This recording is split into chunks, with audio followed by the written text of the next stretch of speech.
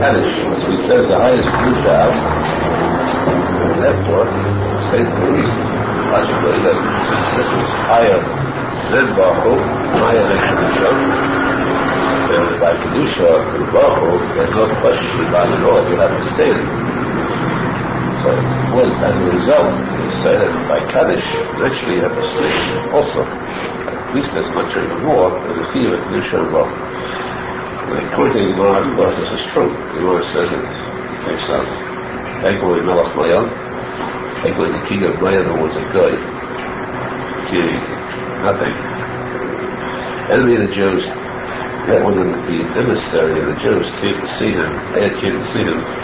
They had mentioned, I have to say to you something in the name of Hashem. He mentioned Hashem's name in respect. Tikuney Zohar stood up. Imagine that respect who was a God for the word of Hashem, he stood up. Of course, he was rewarded. Mashiach came. His kid Rus, who was married by us, great grandmother of David Noach, and Mashiach. That was his reward. He couldn't ask for a big reward. The same thing the Gemara says that if a king of glory stands up for Hashem's name Hashem, then much more so, surely we should stand up for the Davar should be Kedusha. What is more Kedusha than becomes. Therefore, what is right definitely means right that a person should stand for every Kaddish that he is. These are says, of course, admittedly it's better to stand for all. These are themselves, this is the point, in case you see people who sit for Kaddish, then this is what misleads them. So these are, meaning was that he would, whatever Kaddish he was standing at the time, he would remain standing. If he was sitting at the time, he would remain sitting, except for the Kaddish after Kriyas HaTorah. The finished lady, the Kaddish after the lady, that must be stood up. Of course, according to those who stand during the lady, they're standing anyhow. Even those who sit during the lady in the Torah, when it comes to the Kaddish after the Torah, read the Torah, that you must stand up for the Arizal who sit regularly. If the Kaddish came at a time when he was sitting, which is very rare, of course, you find that inclination when he's sitting, still, that Kaddish he will stand up. So it means that most Kaddish anyhow, you have to stand up anyhow. Might as well, you weren't reading in the mitzvah, comments by Damash Megusha, something which would result in having nachas, children, grandchildren, latest, family, case of Eglin, this would be the key. You show the first comment. This is something which, again, mentioned a few times, and it's important to note. Tikuney Zohar is reading about the Malachim who have different names. Malachim, the masters of the eyes. Malachim, the masters of the ears. The masters of the mouths. The masters of the hands. The masters of the feet. Very hard to understand. Shut. Of course, simple plain and simple constructs. Then, very plain shot is that these Malachim all represent that's hard to see us. Spheres, means repeat so as these spheres, which correspond to these parts of the body. The Malachim, you know, are created for the mitzvahs that a person does. These Baalei Abraham, due to the mitzvahs a person does with these organs. He does mitzvahs with his eyes, he reads Rosh Hashanah, or he closes his eyes and becomes to looking at something which is forbidden.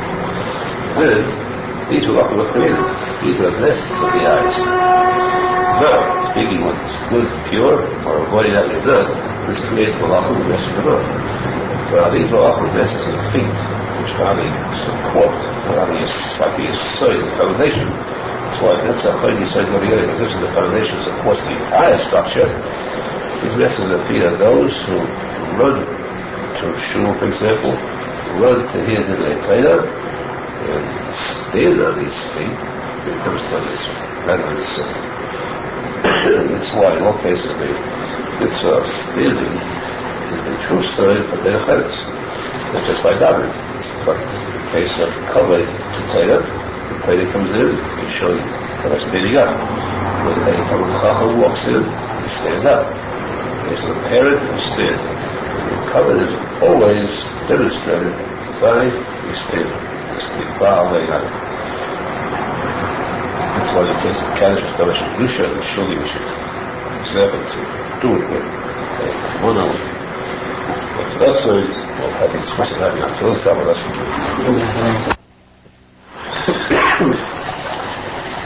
Thinking about the minions and answering the Kaddish, if there are not, must be a minion, which means that one person said the Kaddish and 9 people respond. Even if you have 9 people saying Kaddish, one person responds, it's also good. There must be 10 people active in the minion. Which refers not just Kaddish, but means the Chazan himself. The Chazan is saying the Chazoras HaShatz. The 9 people are there, fully learning. If one person is not listening, the Chazoras HaShatz, one person talking, and thereby subtracting himself from the minion, and also the person he's talking to, and not paying attention to the Shulchan. Which means that if that's only 9 left, only they cannot daven, Shulchan cannot daven forever, because it's all a waste of tefillah. Must have 9 listening. Therefore, imagine the case of 11 people. People in the minion, 10 people listening to the Chassidut. One person decides to talk to his friend. What is he doing? He's destroying himself. He's destroying his friend, making him talk to him Chazoras HaShatz, and destroying the whole minion, because now there are 9 left. By talking to his friend, pulling him away too, you have only 9 left. That's why the Zaydik Kodesh says that as a person talks shul, going to tell him during davening, during lady, is one of the most serious offenses conceivable. He also wants to say that this person is not just in Chayim, but he has himself withdrawn from the Klal Yisrael, Chas v'Shalom. He has pulled himself out of the circle of Klal Yisrael, close to Hashem. He's excluded, expelled, Chas v'Shalom. The question is, the person can ask, how could be that serious if we see people doing it? All over you go to these shuls, you see people sitting there talking in shul as freely as though there was no price, no expense, no fine attached to it. The answer is that, in fact, if you look through the Navi, before the Churban Beis HaMikdash, you find the Navi screaming his lungs out. The Navi screaming, Jews, stop and listen to me. Serious offenses going on, there's going to be a Holocaust, a Churban, a destruction. The Navi said that nobody paid attention. There was a cry in the wilderness, nobody paid heed. There was no chiddush. No wonder that we have these halachas and people are lackadaisical, they're indifferent about it, they're lethargic. It's those few who obey that there's a kiyuv. Of course, a person does not obey it doesn't mean it doesn't exist. You can't close your eyes and have it disappear. Every person will find that these halachas are major ones. And when they're going to find, when the time comes for reckoning, that they're expensive. It's too expensive a price to pay. Let's get this point clear that shul person should know not the whom he's davening, he was there, not to speak to the Lord of the Talmud, especially not when the tefillah is going on. That means even the time when you can talk out. Even during the Chazoras HaShatz, time when people say, that's it, let the Chazan get paid for it, or the Chazan likes the job, let him say away. Meanwhile, he can relax and talk. That is an Isser Noble Chazan. Even persons who are doing the Chazoras HaShatz to make up the effort of davening, should keep their ears alert for the brachos. They have to answer the brachos. As we said, if there is one person, the millions, not paying attention, he's not part of the meeting. The person is asleep, is not part of the meeting. There is one case, though, where the person does not answer, not respond, and he still is part of the meeting, then you can still go without it. Even 2 or 3 people busy talking, still be part of the meeting. So we can't go. There is now only 7 or 8 left. And if these 2 or 3, 4 are davening Shulchan. They are still davening. The Chassidut repeated Shulchan. They are excited to the meeting. Though they cannot answer, they cannot confidently say because they're davening themselves. Still part of the meeting. There's a little Shiloh reference to that, but we will not go into that Shiloh. There's a Bayer which says differently, but we won't go into it because the Halacha all the Bayer says that it's permissible for the Chassidut daven. So this is fact. The daven with a few davens for this rate is still considered fluency. Again, back to the last point. If say that the million of Timson, or even a million more, even much more than a million, you have a few people saying Kaddish. And you know that paying heed, listening intently to the Kaddish is so vital, more important than the other part of the davening. A person tries to catch the Kaddish, you come into a shul sometimes, people come just to say Kaddish. It's like a Kaddish factory. And you walk inside there, you feel like you're alone. Everyone is there to say Kaddish, you're just steady, don't want to keep the daven. So all you get is a roar when it comes to Kaddish. One fellow, you can't detect, make out voices, because they're all saying, and that's the unison. They're all going at different speeds, different rates, and you just get a murmur of voices you can't catch you can't even listen to. So in a case like that, always it pays for a person to ignore the rest of the shul, get close to one whom you can hear clearly, answer his Kaddish clearly. If at any time you have 2 you can hear clearly, when they're not unison, one says we know Amen, the next one says no Amen, the next second later you answer Amen. You answer Amen if you could. If you could, otherwise you're not responsible for it. You're paying attention to your Kaddish. That's enough. But if you could, you answer Amen and then you get Amen.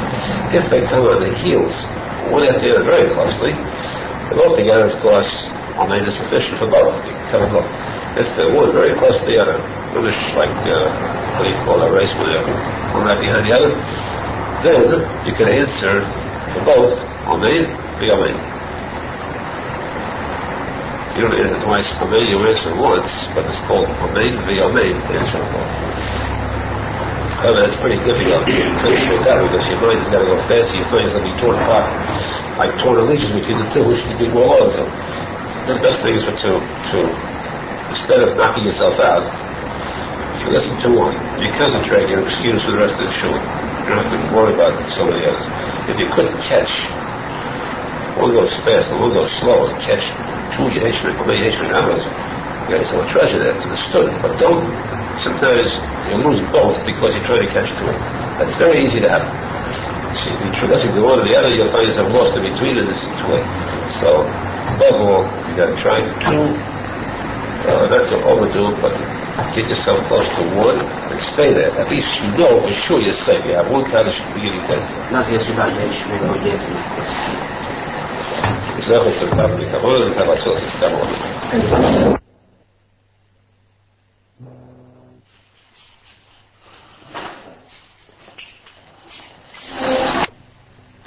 It says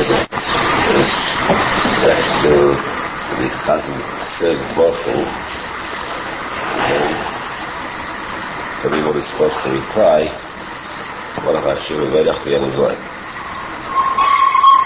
then the Chazan in turn says, usually when a person has an aliyah, the same thing occurs. The person having the aliyah, the people is a and the person with the aliyah, again, says the same word. At that time, people answer Amen. After the end of the they answer Amen. Then he says as well, in this case, once we have entered into a new realm, a higher realm, after Baruch, we cannot answer Amen anymore, except for the few times that we mentioned. So after the Chaz's Baruch Hu, after the Chaz's Baruch Hu, people are not supposed to answer Amen. There are some places who say it should. The vast majority say it should not. If you see people who answer Amen, it is either because of an error, because somehow they have the minhag to follow those minority. The definite, the better side to take, wouldn't say more correct, but definitely better thing to do is not to answer only after Rosh Hashanah. Now, while we're on that topic, let's divert for a second because we started with something. Let's continue that. The Kriyas Shema, this is all service, not the Kriyas Shema, the Kriyas HaTorah, reading the Torah. This is all service. That we take out the same Torah, it is the weekdays of Shabbos. It is exactly the same repetition of Matan Torah. Hashem is giving the Torah to the Jews. At that time, all the Jews assembled in front of Har Sinai, at the foot of Har Sinai, and it was a very awesome, terrifying moment because there was thunder and lightning and such the time of fright. It was unparalleled. It's never occurred before. So this awesome moment naturally stands to reason two things. As the Prophet says that number one, they stood. No one would dare to sit down at a time like that. Thunder and lightning, heavenly forces are going at full force. They didn't hear Hashem's voice. No one would dare to sit down. They were all standing. Moses says, and therefore, the time of Kriyas HaTorah, which is similar to Matan Torah, that is best that a person stand, is all it is. Shulchan said that it's missing at sit, but better to stand. Secondly, it is understood that if a person would dare to speak at a time like that, when Hashem is speaking, would be considered the worst possible crime. There is no penalty too great for it. When you say a death penalty, be simple. And say a death penalty today for a person who talks in shul. A lot of people doing that, Chas v'shalom. At the same time, we cannot minimize the words of the executive. The person who speaks then is in kiruv. Kiruv is not a death penalty on the ground, it's death penalty from heaven. The heavenly curse is placed upon that person, Chas v'shalom. So that the person should know that, number one, he should not speak. So we should pay very close attention. Number three, he should know what's going on. And what is going on? So this parallels Matan Torah. So this is the amazing point. And this is written in French. We want to say that what is taking place is you have the Al-Qaeda. Listen very carefully. Because this affects the Al-Qaeda, affects the Gaboyan, affects all. You have the Al-Qaeda who reads the Torah. You have the person being called up to the Torah. You have the Gaboyan on both sides, and you have all those listening. Number one, this is very vital to know. Because this you will see too sometimes people make a mistake in this, especially Gaboyan. And at the time of the reading of the Torah, no one is allowed to lean on a Shulchan. Now, in our case, we never seen it because no one could forget because the table is very low. It's not possible. But in most cases, most shul, the Shulchan is much higher as it's supposed to be. Like this. Notice the difference between the height of this Shulchan and this one. This is the wrong height for reading the Torah. It must be a higher type of Shulchan. At the same time, this leaves those standing on the side. Because the person who finishes studying stands on the side, leaves his elbow, rests on it while the Al-Qaeda goes through a long reading. And this is a very serious mistake. It is absolutely forbidden. Not to sit even there, but just to read itself is very strictly forbidden. There are a couple of places in Shas where Tesis brings this fact, and where the Sifrei Kabbalah stressed this very strongly. Tesis in the Megillah, it's nothing. So that applies to the Gavolim, the Balkeda himself. With the lady, he just leaves his elbow and leaves on the table and raises the second Torah.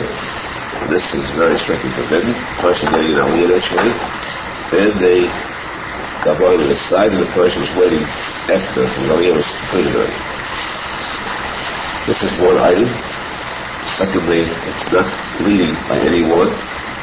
Secondly, the identity of these people. Who are they? What do they stand for?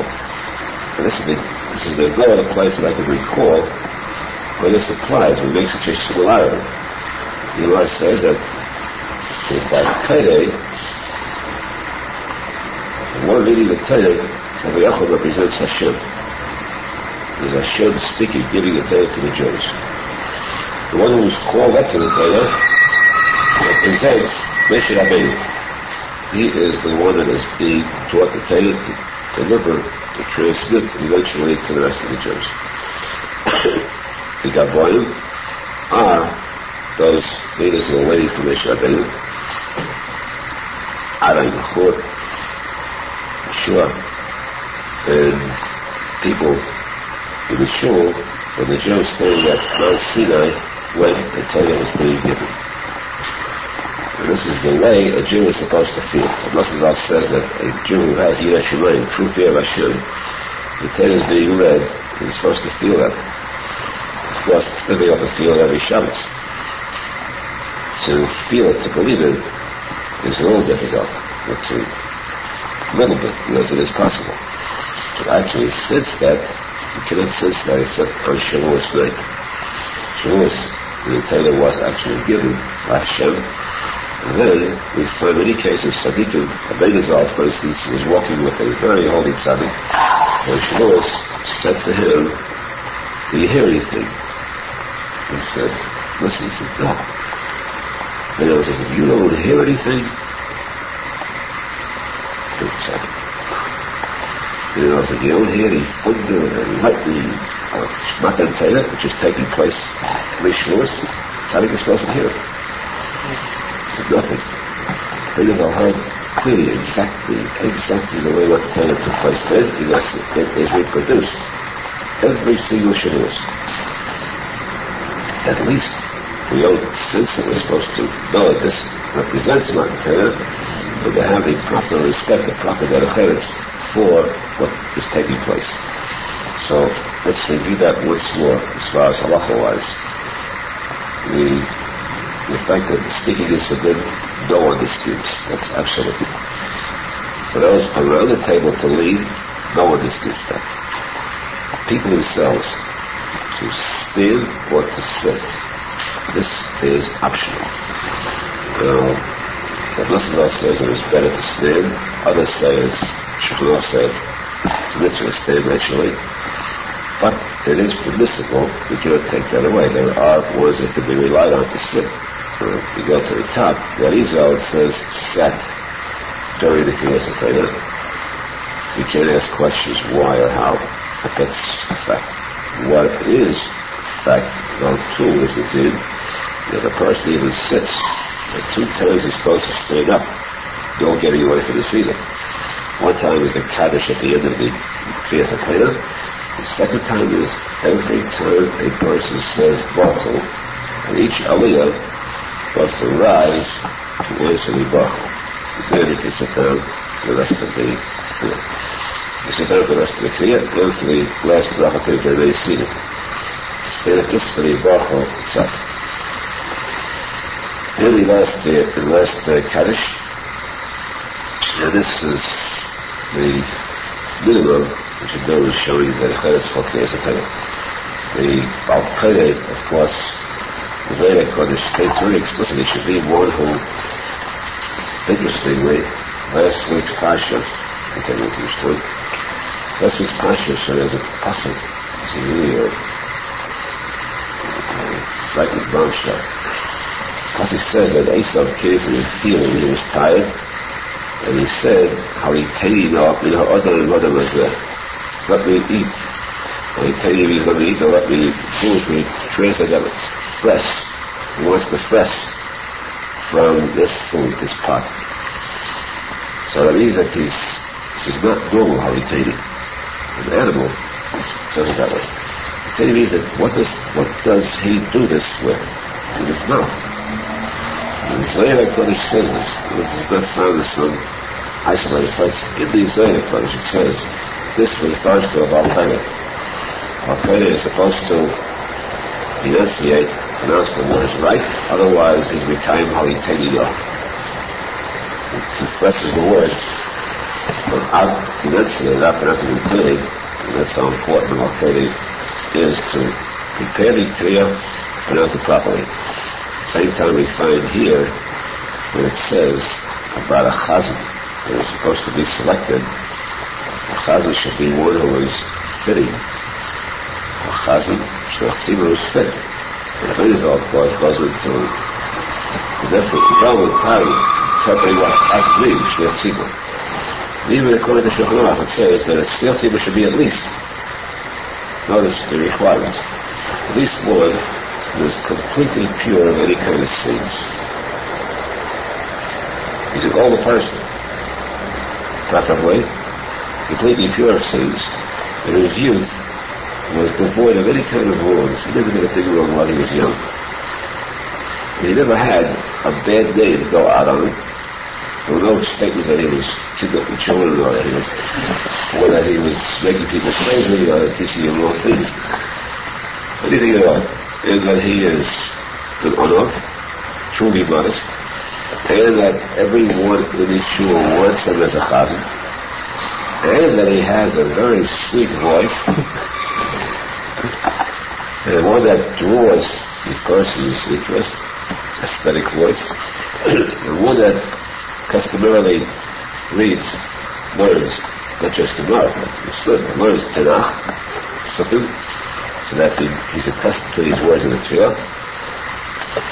Now this is a little requirement. If you cannot find, it says, if by some remote chance you cannot find a chazan, because that's the only requirement, should occur in any shul, this is not available, then they have to pick out from, they have to select from Nabach for those that are present in the shul. It says, pick the best you have. Take your best shot. But that's as far as you don't have to go outside to look for one. You are allowed to pick the best one of whatever crummy lot you have. Best crummy. Well, actually, we have some fantastic selection here.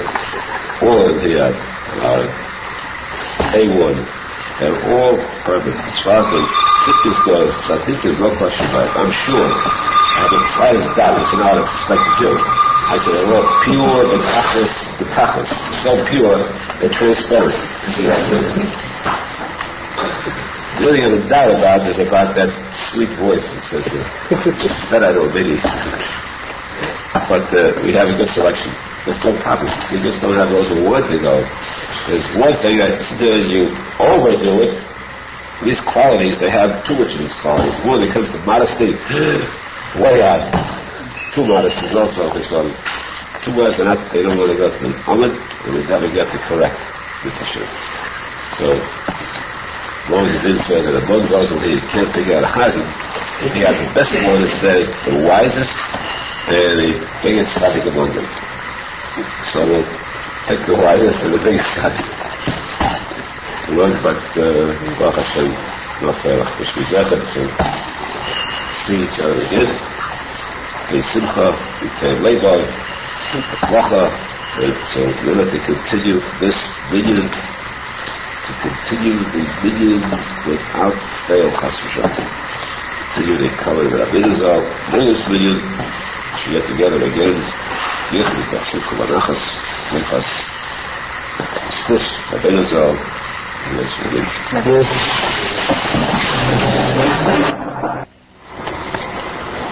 Tefillah requires a minyan, we explained previously. And the minyan means 10 that are awake. One is asleep, which doesn't happen frequently, but for some people it's very possible. People are davening, this one is often a slumber fall in dreamland. One of the things is not considered part of the meal. You have to see to it. Certain places that they keep an alert eye and watch over the members of the meal.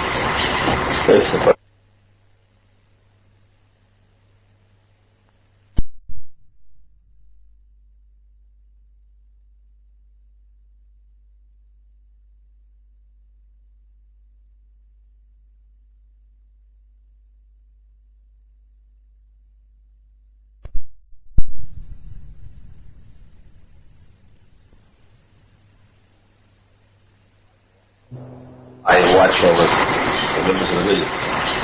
If the person is davening for this. And then what you got to do is... You cannot join them, you cannot answer with them, and you're still considered part of the meeting. You know, if a side of the davening, let's say the chazan was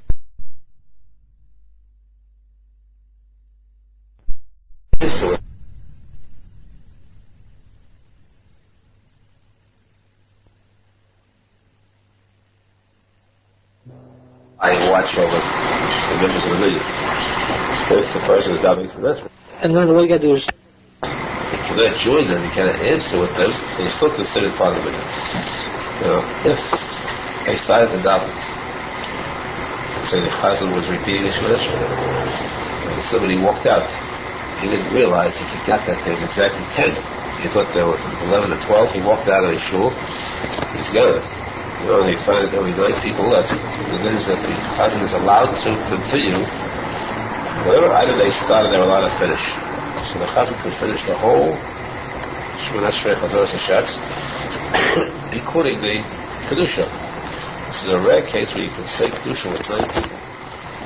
Don't confuse it with others. There's no other place where it's possible to have kedusha with 9 people. Because a mitzvah that was started may be completed. Only that part of the mitzvah. For example, the end of Shemona Esrei, you got Birchas Tikuney here. They just show they have it every day. Or here on the side they have it every day. There were 9 people left. Chazan repeated the Shemona with the 9. Yes, the Birchas Kehanim, you cannot have Tikuney, because that's a separate item. So there, you have to forego the Tikuney. When he finishes Shemona Esrei, he cannot say Kaddish afterwards. That's again a new item. If they started to read the Torah, there were 10, one of them walked out, they may complete the reading. As we said, the chazan is supposed to be one who is fit. We went through the requirements for a chazan. It takes much more requirements to become a chazan than to become a president of the United States, because this requires a person who should be honest.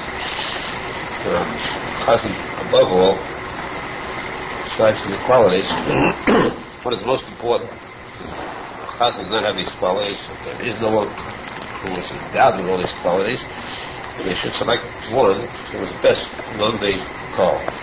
And what is most important of all is that there is one who is a chazan with the acceptance of all those present.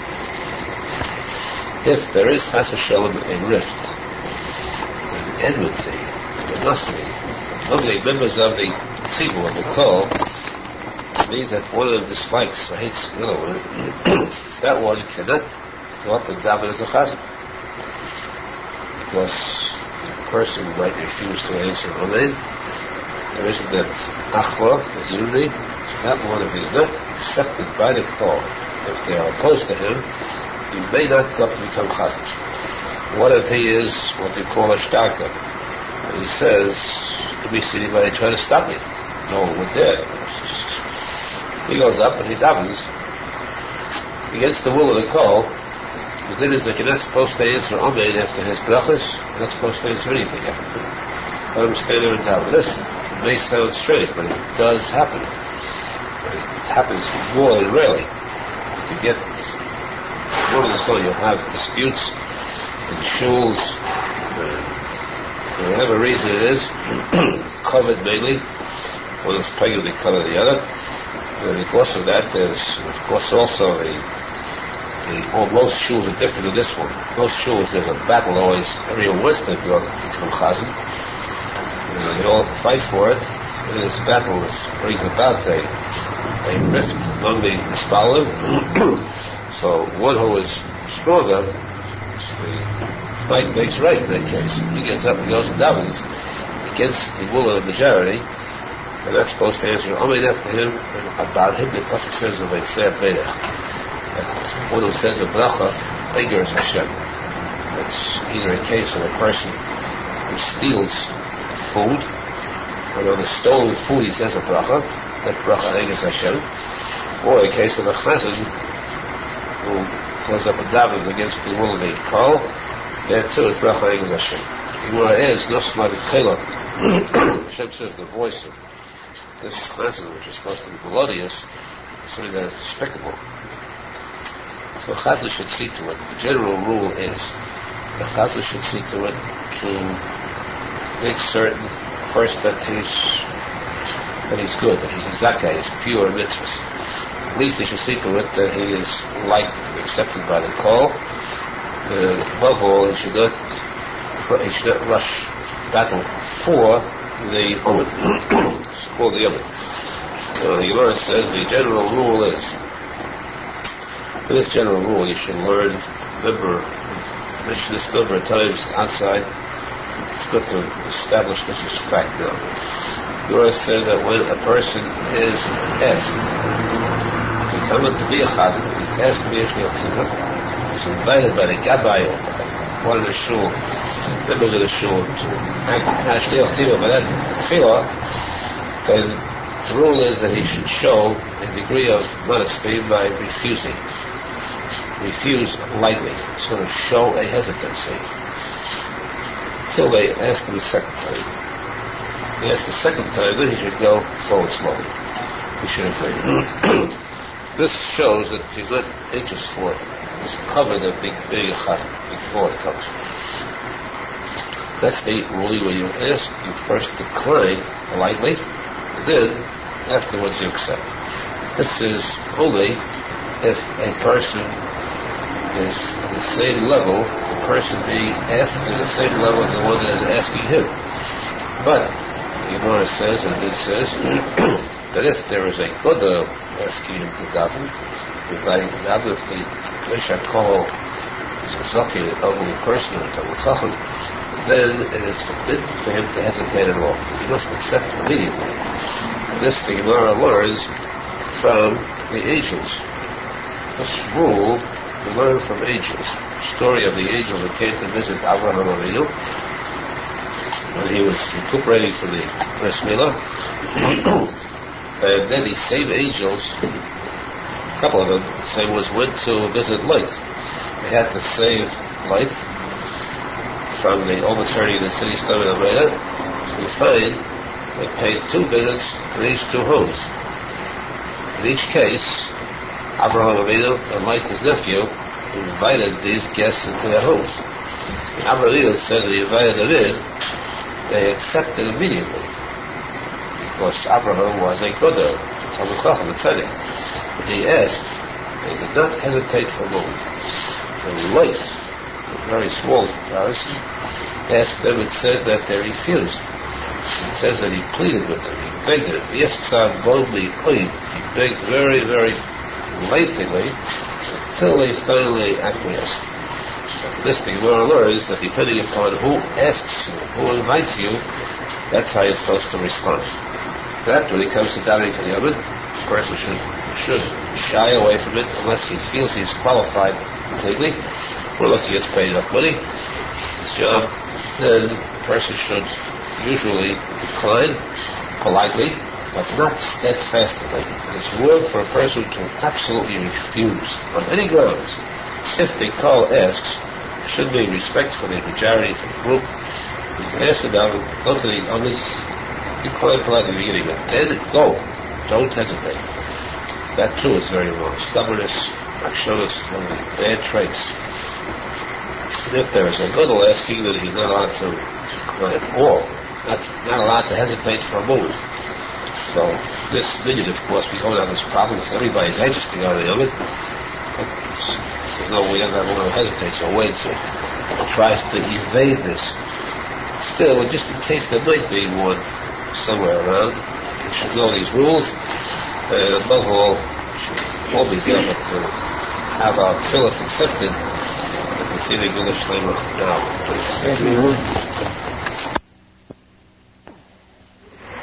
The dinner of Kriya Shema, there are 3 brachas of Kriya Shema. 3 brachas of Kriya Shema, they're important to know where they begin and where they end. First one begins with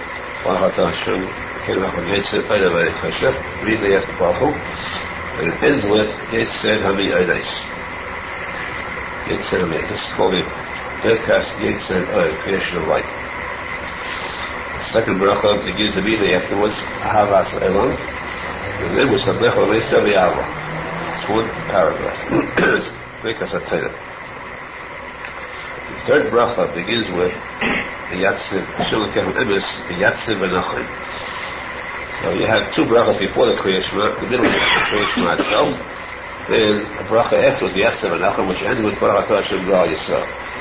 So you have 2 brachas preceding Kriya Shema, 1 after Kriya Shema in the morning. That's 3. At night you have 4. 2 in front of it, Amar Rav Avraham, Adam Yisrael. Then you have the Kriya Shema. You have 2 brachas, Gal Yisrael, and Shenu Yisrael Ad. 2 in front, 2 after at night. It's total 7 brachas. This is the 3 and 4 represent a lot of separate items. Wherever you have 7, you always find that there's separations, difference in 3 and 4. Even in the Svidus, you have the first 3 Svidus called the Aves, Chassidut and Tefedes. That's a Chayin said, Machas are called the Buddha. It's still represented by the tefillin, and so you have a sheet with 3 heads and a sheet with 4 heads, all totally these brachas. Now, the important reason to know where these brachas begin and end, and also important to know that the same rule applies to Marav as it does to Shachar. Some will think that the Marav davening is much less important. Marav brachas, they are exactly the same. This is referring to when you're allowed to answer Amen and when it's forbidden. Before Baruch Hu, you can answer any Amen at all. Baruch Shem to Baruch Hu, you'll answer any Amen whatsoever. Once you said Baruch Hu, it becomes much more strict. So if you are between brachas, which means you've finished a bracha, you have not started a new one. For instance, you're up to Baruch Hashem Yisrael B'Edes, you've not started a new bracha, then you're allowed to answer every Amen. So where are you allowed to answer every Amen? Between the brachas, like Baruch Hashem Yisrael B'Edes, then you may pause and answer. Or Baruch Hashem Yisrael B'Yahavo. Before saying Shema Yisrael, at that point, God answers every Amen. The third one, in the Baruch Hashem God Yisrael, then you cannot answer anything whatsoever. That's called Slichas Gula and Tefillah. They're allowed to separate God Yisrael from the Yiddish to Esrei at all costs. There it is. It's supposed to be. It's called a Gula Satfilah. To redeem the Tefillah itself as a Golas, that can be done only if you put the 2 together. You notice that the one who does that is guaranteed at the end. This is because if he does that, posek. Posek means he does God Yisrael, which is exactly a moment of sunrise. So at that point, there's no hefsek allowed at all. You cannot answer anything. But first 2 brachos, you might answer every Amen. That's called Bein HaPrachim, between the chapters of brachos of Yerushalmi. Every Amen is admissible. Of course, you cannot answer Baruch Hashem. It's understood because you cannot answer that even before Baruch Hu either. So also, let's say that if the person is not up to the Chaz, he is up to Yetzer HaBiyadis, the Chaz is 1 bracha ahead of him. As he finishes Menachem Mendel Schneerson, he could answer Amen there. But then, if we want to say Shema Yisrael together, should he stop and say Shema Yisrael together with everyone since he's at the end of a bracha? The answer is that though there he could answer Baruch Hu, he's in the middle of the brachas, he could answer Kedusha, he could answer Kaddish, he could answer every Amen, but Shema Yisrael he should not say it together with the other. And yet if he does not say it together, it means looked at it as nothing tennis. Anyone is saying Hashem is one and he's not saying it. What he should do is, he should emulate, copy the people around him. They're all saying, he should say the very incoherent words when he is in the middle of saying. Loud, but we could make out his words, put his hand over his eyes, pretend he's saying Shema Yisrael, therefore he joins everyone without being an exception, but he's not Nosson. He's not supposed to say that line, even though it's at the end of the bracha. When he's in the middle of the parak, middle of the chapter, middle of the brachas, again this goes for morning and night. Night also. Middle of a bracha at night, or middle of a bracha in the morning, before the end of each bracha, then he's not allowed to answer any Almein. It's not serious, you can answer at all, except certain ones that are of unusual importance. And that is the Almein after the Kedusha, or Kel HaKadosh, plus answering Kedusha. You cannot answer like Disha and Arizal. You can answer only the one line, Kadosh, Kadosh, Kadosh, Kadosh, because Kadosh, those two lines, and then there are some places who say you can answer the third line to Imam Shalom. There are some who say that, so you cannot. But those lines alone, you cannot add the rest of the words in the Kedusha. Plus, you could answer Amein of Akilat Kodesh, but that bracha and Amein belongs to the Kedusha. Also, you are allowed to answer Yehesh Me'achu V'Marach and the Amein at the end. But no other Amein of Kaddish. Just those two. Amein Yehesh Me'achu and the Amein of the Amein. The following Amein, just those two in Kaddish and no more. Also, you're allowed to answer of all the brachas of Shema Yisrael, the most important one is Brachat Hashem Shemei Tefillah. That Amein you're allowed to answer too. And when the Chav gets the Bledin, you say just 3 words, Bledin, Banach, Ruach. You do not finish the rest of the Bledin. All this is said if you are in the middle of a bracha. It's the inside bracha. If you're at the end of the bracha, of course, you can answer all these things. The middle of bracha, that's all you can answer. It's just the 3 words. That's the middle of bracha. You should at least try to get to the end of a sentence, to the middle of a word. But this is how strict the din of the mafsek is. So that's why you can imagine how serious a crime it is for a person to have to talk to somebody during the davening after he started Halacha, also again after he started the Bekas HaKliyashma, also in the middle of the brachas, and so on. This all shows the kasha is willing to find himself to the tefillah and not to be mafsek at all. First, the Zohar purifies the mind too. It's called, it is called a kishur and a cover. The cover, the angels in heaven that carry the throne of Hashem. They are being carried by the throne. It looks like a chariot. This kishur cover, binding this, they used to bind the mind with the tongue. Both should be one. They should not be separate. So therefore, real Kedusha and Tefillah is, just like you're not supposed to get mafsek with your tongue, to speak out in the middle, real Kedusha is to be mafsek with your mind. Don't let your mind wander off in the middle of these words. To have your mind attached to the words, attach the mind to the words, and you'll say all these words with concentration. We're going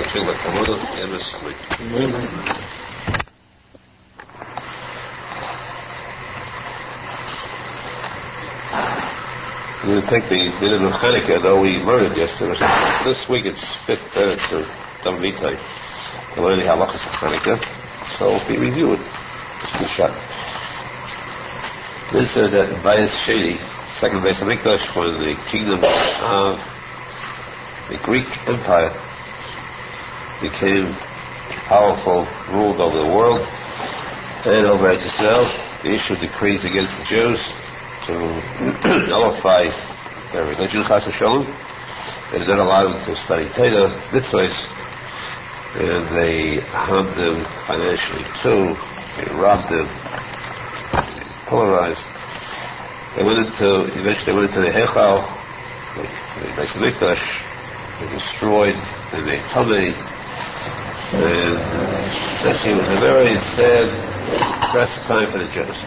Till Hashem of their forefathers, some of our forefathers, helped them from their hands and rescued them. The Chashmonaim, the Gedolim, overpowered the Greeks, killed them, they rescued the Jews from their hands, and they set up a king, throne, or none, in the Kahanim. So the kingdom returned to the Jews for more than 200 years. Because this was 213th year of the second Beis Hamikdash. This story took place. That means that there was still over 200 years left. The second Beis Hamikdash lasted 220 years. Still 207 years left. My God, somebody asked me yesterday this question. What was it about? Why it's not the Gemara?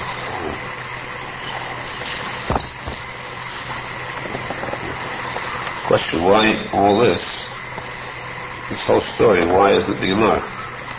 It is, but why there's no Masechta Chanukah? If there is a Masechta Purim, why isn't there a big Gemara called Chanukah just as there is Purim? They're both practically identical miracles in importance. The answer is in this last sentence we see. It says that the Chashmonaim, the Kohanim Gedolim, they saved the Jews from the Greeks, and then they set up a king from among the Kohanim, and the kingdom returned to the Jews for more than 200 years until the second Beis Hamikdash was started. This is diametrically opposed to the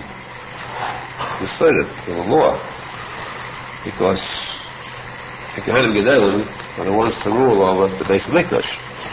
But they're not the ones to be kings of the Jews. Kings of the Jews should be only of the Mishpachas David HaMelech, the descendancy of King David. Since they took over the kingdom, they were, in a sense, harming the family of King David. The chief Nasi, the chief Rabbi of the Gemara, was Rabbi Yehuda HaNasi, known as Rabbeinu HaKodesh, or as the Rebbe of the Gemara's son. During his lifetime, he was known as Rabbi HaKodesh. He was the direct descendant of King David. So he resented this whole story of the Chashmonaim taking over his forefather's place as king. And therefore he omitted the whole story from Shas. Then he just want to compile Shas. He put together the Gemara as a sign of resentment to their act. He omitted the whole thing. He refused to even put it in. The laws you have, the dinner. Just the dinner of lighting candles. The story, he said, is nothing to glorify, because they took the kingdom illegally. If they were done properly, they were taken back to Beis Hamikdash, as they should, set up their Kohen Gadol there, and then bring back the proper king from the family kingdom. This is a side item, an interesting point, based on this one word. They sent the king from the Kohanim. There's a whole story later on, which, if testing your memories, we had a sequel to this in the Gemara. Whole sequel to this point. Now, the last of the Chashmonaim, last one was... Anyhow, if you want to recall it, the next time around Shas, we'll get back to it. Now, when the Jews overpowered their enemies and destroyed them, this was the 25th day of the month of Kislev. So the day of their victory, 25 days of Kislev. That's why it's called Chanukah. Chanu means they rested. Until then they were oppressed, harassed. Now Chanukah, Kafei. They rested on the Kafei, the 25th day of Kislev. They made this for a celebration, 8-day celebration, memory of the miracle that lasted 8 days. A small vial of oil, which was lying in a sealed, special sealed container of the Kohen Gadol, and the fact that it was sealed was what saved it, because otherwise the Greeks going in there could have made this tummy also. There was no shortage of oil. The miracle wasn't there was a shortage of oil, there was plenty of oil. But you cannot use tummy oil in the Beis Hamikdash. And all the oil had become tummy. There was no kosher oil around to be used in the Menachem. They found this one vial of oil that was completely sealed. The Gemara goes to speak about how it was protected from tumah because there's all kinds of tumah. Either it's under the ground or it's grave. In the case of oil, tumas oil, tumas maga, tumas. So still, it was in a manner that did not become tamei. This was saved, and they were able to use this in the Beis HaMikdash for the period of time that it would last. It was enough. Exactly, it is not to last for 1 day. It lasted for 8 days instead. And because of this 8-day miracle, we celebrate Hanukkah for 8 days, in which we light oil. That's why we light oil rather than candles. The same, of course, we say Yerushalmi with candles, definitely, to get the mitzvah complete. But the memory of the miracle itself, it took place with oil, therefore we light with oil. So that is why it is a mitzvah to have a little better meal on Hanukkah. Not the super holiday meal, but a better meal on Hanukkah, or to eat more meals. Let's say that a person eats 2 meals a day, Hanukkah eats 3. If he eats 4 meals a day, Hanukkah eats 6. Yeah, so and of course, if a person eats only one meal a day, usually, starting from right after Shacharis all the way through until bedtime, then to simply make that meal a little denser. If you can fit inside in between the lines, a bit of food to waste. There too, we have those who practice that very diligently. So, the reason that there is a mitzvah to have the additional meals is because this was, at that time too, the Mishkan was also completed, originally at the time of Moshe Feinstein. So that too is a special significance. So a double holiday. And it is above all a mitzvah to speak about the decent those days during the time of Hanukkah. That's why we're starting this now. Because just like on Pesach we say the Rabbi Sape, days of Meshubach, and also on Hanukkah. This is something that Arizal goes into very much in length. Time is too short.